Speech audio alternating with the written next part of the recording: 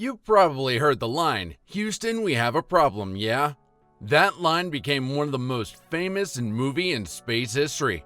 But what if I told you the real story behind Apollo 13 was just as chaotic as the mission itself? From NASA engineers losing their minds to actors getting sick mid-air, this film went through its own version of a crisis and still came out as a masterpiece. Number 1. They actually filmed in zero gravity. Before CGI made space easy, Ron Howard decided to go old school and insane. He convinced NASA to let the cast and crew use the real Vomit Comet, a modified Boeing KC-135 that simulates zero gravity by diving in midair.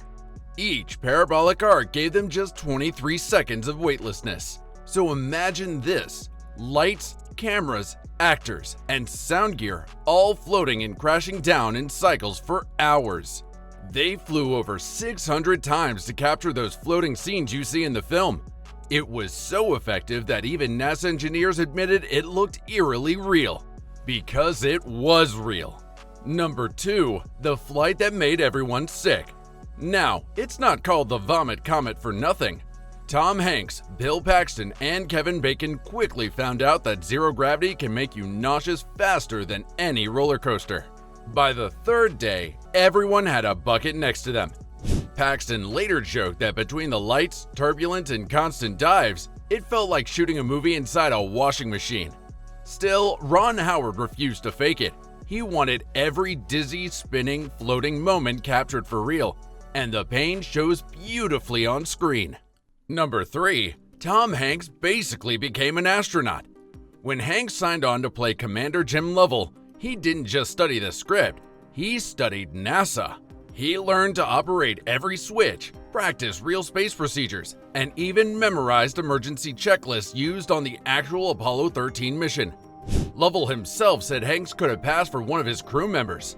Even Hanks spent time in NASA's real simulators, performing mock missions until it all felt second nature.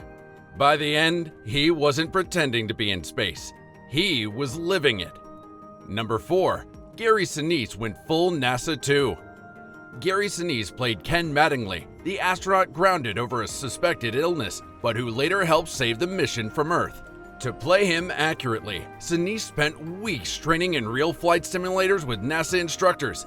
He learned the spacecraft systems inside out, so much so that he could walk technicians through a full power-down sequence by memory. One real astronaut later said, "If we ever needed a backup, Sinise could have handled it."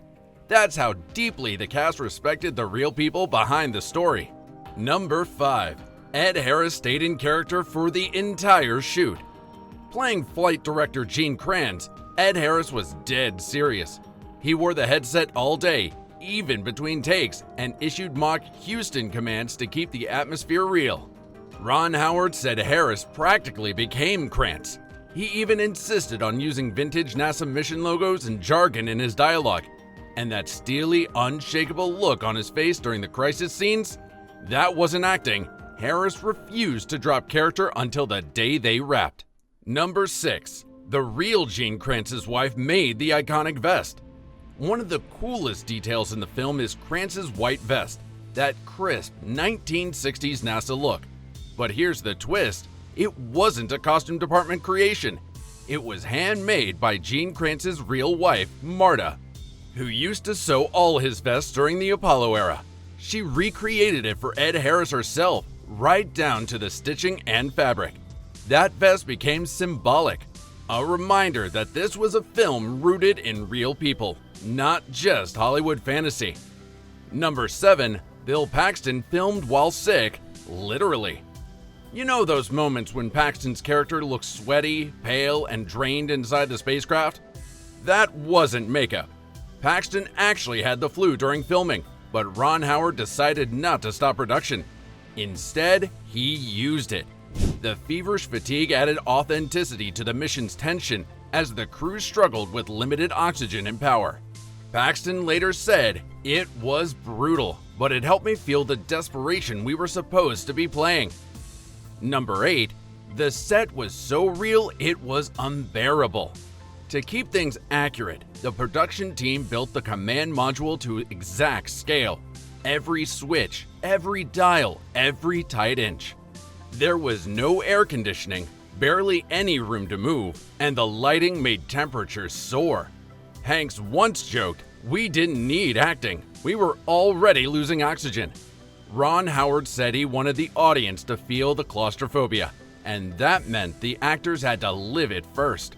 Number 9. The real Jim Lovell appears in the movie. In one of the coolest cameos in movie history, the real Jim Lovell appears as the Navy captain who greets the astronauts after splashdown. That's right, the real Apollo 13 commander welcomed himself home on screen. Ron Howard said it was a surreal moment. You had Tom Hanks playing Jim Lovell and the real Lovell shaking his hand. It felt like history meeting Hollywood.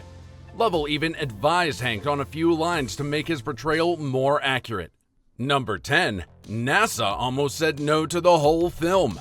When Ron Howard first pitched Apollo 13, NASA wasn't exactly jumping out of its seats with excitement. The real mission had been a near disaster, a moment in history that reminded everyone how close space travel had come to tragedy. For years, NASA had treated Apollo 13 as the mission that almost failed. They celebrated the crew's survival, sure, but the agency wasn't eager to relive the fear, the public scrutiny, and the media headlines that came with it. At first, NASA politely declined. They didn't want a Hollywood version of their darkest hours. They'd seen what movies could do with creative freedom. But Ron Howard wasn't making a disaster movie. He told NASA this story wasn't about failure, it was about triumph through failure. By the end of the production, NASA realized something unexpected. This movie wasn't reopening old wounds, it was healing them. Apollo 13 turned a failure into one of NASA's proudest stories of human resilience, and that decision to say yes ended up reigniting America's love for space. Number 11. The famous line wasn't quite right. We all know the line. It's one of the most quoted phrases in movie history. Houston, we have a problem. But here's the twist. That's not what Jim Lovell actually said. During the real Apollo 13 mission, his exact words were, "Houston, we've had a problem." Past tense, short, calm, almost too calm for Hollywood. Ron Howard and his team decided to adjust it slightly.